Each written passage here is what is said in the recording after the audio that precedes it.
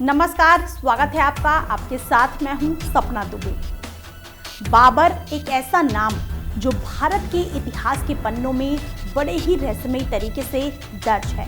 भारत में मुगल साम्राज्य के संस्थापक बाबर की कहानी जितनी दिलचस्प और लुभानी है, उतना ही रहस्यमयी रहा है बाबर का जीवन। आइए जानने की कोशिश करते हैं राम मंदिर बाबरी मस्जिद विवाद के लिए जिम्मेदार ठहराए जाने वाले मुगल शासक बाबर के बारे में, जिसने मुगल वंश को न ही सिर्फ भारत में आगे बढ़ाया, बल्कि परमवीर योद्धा और महान सम्राट बनकर भारत पर राज भी किया। यूं तो मुगल शासकों ने भारत में करीब 300 सालों तक अपनी हुकूमत चलाई और इस दौरान मुगल साम्राज्य के कई जाबाज और परमवीर योद्धा पैदा हुए।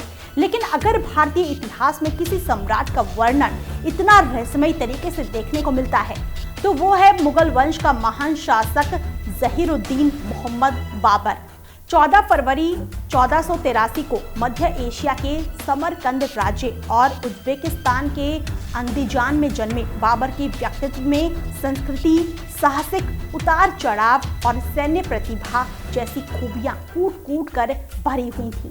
इतिहासकारों का कहना है कि यदि भारत में बाबर ना आता तो भारतीय संस्कृति के इंद्रधनुष के रंग यूं ही फीके रह जाते। मुगलों का भारत की भाषा, संगीत, चित्रकला, वास्तुकला, कपड़े और भोजन के मामलों में बड़ा योगदान रहा है, जिसे किसी भी तरह से नकारा नहीं जा सकता।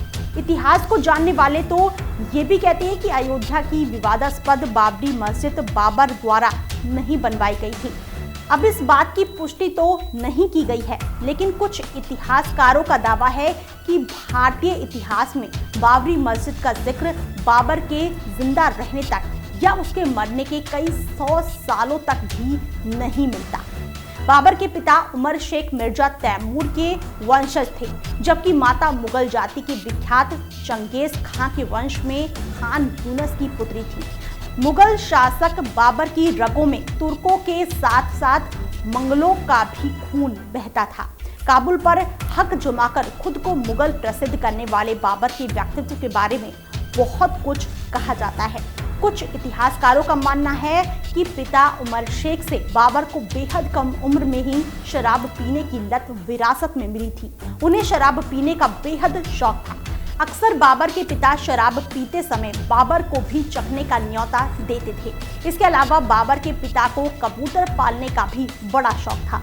शौकीन मिजाज के पिता उमर शेख की मौत भी कबूतरों को दाना देते हुए ही एक हौज में गिर जाने के चलते हुई थी। महज 11 वर्ष की आयु में पिता की गुजर जाने के बाद बाबर को तैमूर वंश कहलाने का गौरव प्राप्त हुआ। ऐसा कहा जाता है कि बाबर कभी भी खुद को मंगोल या मुगलों से नहीं जोड़ता था, बल्कि स्वयं को मुगल कहलवाने से वो परहेज करता था। बाबर के बारे में कहा जाता है कि वो बेहद ही अय्याश किस्म का था। बाबर ने अपनी आत्मकथा तुजुक-ए-बाबरी में अय्याशी का जिक्र किया है कि उन्हें अपने शिक्षकों की करतूतें बिल्कुल भी पसंद नहीं थी। उनके शिक्षक बेहद ही अय्याशी किया करते थे, लेकिन सच बात तो ये थी कि बाबर ने अपने शिक्षकों से शिक्षा के रूप में उनके अवगुणों को भी अपना लिया था। बाबर के जीवन काल में प्रेम ने भी वक्त वक्त पर दस्तक दी, लेकिन उनके बारे में कहा जाता है कि सिर्फ 16 से 17 साल की आयु में ही उन्हें सबसे पहले बाबुरी नामक एक किशोर के साथ प्रेम हो गया था, जिसके बाद बाबर प्रेम और आशिकी पर शेरो शायरियां लिखा करते थे। लेकिन एक बार जब उसी किशोर को बाबर ने आगरा की गलियों में देखा, तो उसने स्वयं बाबरनामा में लिखा कि वो उस किशोर से नजरें ही नहीं मिला सका, जिसका कारण था उसका अब बादशाह बन जाना। इससे पहले कि हम आगे बढ़ें, अगर आपने चैनल को सब्सक्राइब नहीं किया है तो आप हमारे चैनल को सब्सक्राइब जरूर कर लें, साथ ही बेल आइकन को जरूर दबाएं, जिससे हर अपडेट आप तक पहुंच पाए। आगे आपको बताते हैं कि बाबर के छल कपट और क्रूरता की कहानियां भी इतिहास में चीख चीख कर उनके व्यक्तित्व के बारे में बताती हैं। उन्होंने समरकंद पर विजय हासिल करने के लिए 3 बार प्रयास किया, लेकिन हर बार उन्हें नाकामयाबी ही हासिल हुई। बाबर को पता चल गया कि अब उन्हें कपट और चतुराई की राह अपनानी ही पड़ेगी। बस फिर क्या था, साल 1504 में बाबर ने काबुल पर कब्जा जमा लिया, जिसके बाद उसने अपना ध्यान भारत की ओर आकर्षित कर लिया। बाबर की भारत पर राज करने की लालसा ने उन्हें भारत पर आक्रमण करने के लिए मजबूर कर दिया, जिसका मुख्य कारण भारत की राजनीतिक परिस्थितियों से ज्यादा खुद बाबर की दयनीय और असहाय हालत थी। क्योंकि ऐसा कहा जाता है कि बाबर काबुल के उत्तर और पश्चिम में संघर्ष करने की अवस्था में बिल्कुल भी नहीं था। कुछ इतिहासकारों का दावा है कि उसकी नजर भारत की धन संपत्ति लूटने पर भी थी, जिसके लिए अपने पूर्वजों महमूद गजनवी और मोहम्मद गौरी का हवाला देते हुए बाबर ने भारत को तैमूरिया वंश का क्षेत्र तक बता दिया था। इतिहास में बाबर की क्रूरता के भी कई किस्सों का वर्णन किया गया है। उसकी कट्टरता और क्रूरता का अंदाजा केवल इसी बात से लगाया जा सकता है कि उसने अपने पहले आक्रमण में ही बाजौर के 3000 से भी ज्यादा बेकसूर लोगों को मौत के घाट उतार दिया था, क्योंकि उन लोगों ने अपना विद्रोह जाहिर करते हुए मुसलमानों के शत्रु होने की गलती कर दी थी। बाबर की कठोरता की कहानियां रोंगटे खड़े कर देने वाली है। ऐसा कहा जाता है कि उसने बाजौर में युद्ध के दौरान एक पुश्ते पर लोगों के सिरों को कटवाकर उसका स्तंभ तक बनवा दिया था। कुछ इसी तरह के नृशंस अत्याचार बाबर ने भेरा पर आक्रमण करके भी दोहराए। बाबर के अत्याचारों के किस्से उन्हें राम मंदिर विवाद से भी जोड़ते हैं।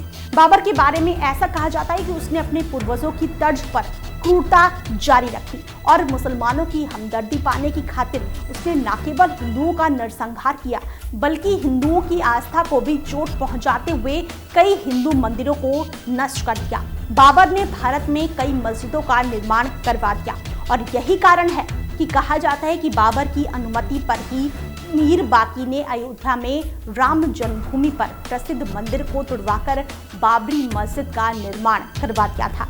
साल 1526 में मुगल साम्राज्य की शुरुआत करने वाले बाबर ने वर्ष 1530 तक शासन किया।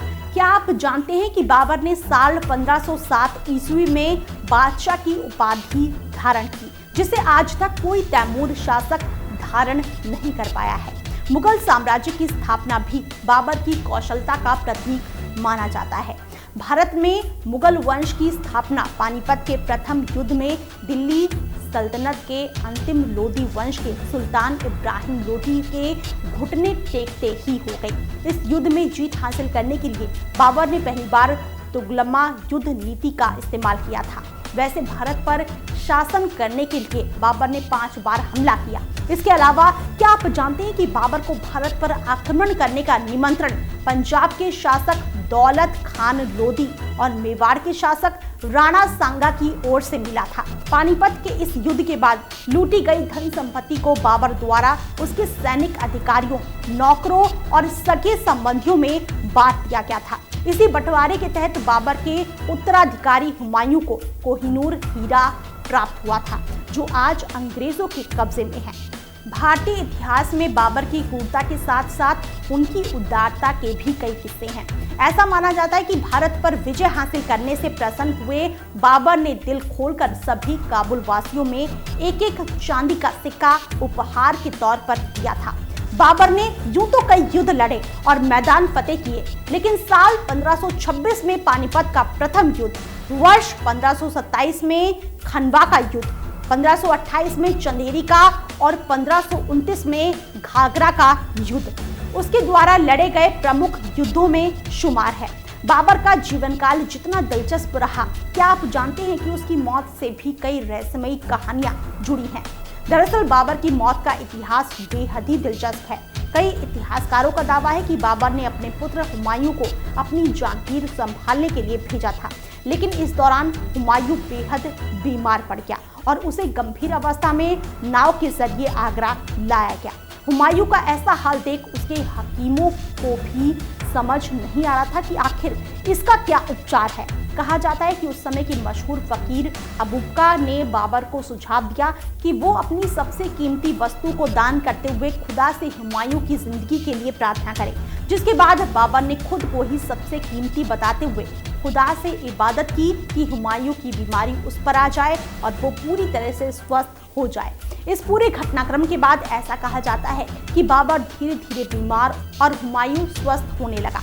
जब हुमायूं की हालत पूरी तरह ठीक हुई तो आगरा में 26 दिसंबर 1530 की रात बाबर ने अपने प्राण त्याग दिए। इसके बाद पहले आगरा के आरामबाग में बाबर के शव को दफनाया गया। उसके बाद बाबर की अंतिम इच्छा समझते हुए उनके शव को काबुल में दफनाया गया, जहां आज भी बाबर का मकबरा बना हुआ है। बाबर के जाने के बाद उसके ज्येष्ठ पुत्र हुमायूं ने मुगल साम्राज्य की जिम्मेदारी अपने कंधों पर ली।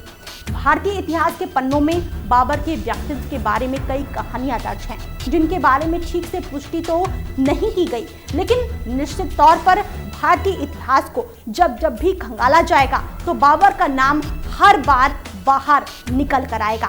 राम मंदिर बाबरी मस्जिद विवाद में बाबर का योगदान था या नहीं, इस पर फिलहाल चर्चा और बहस जारी है।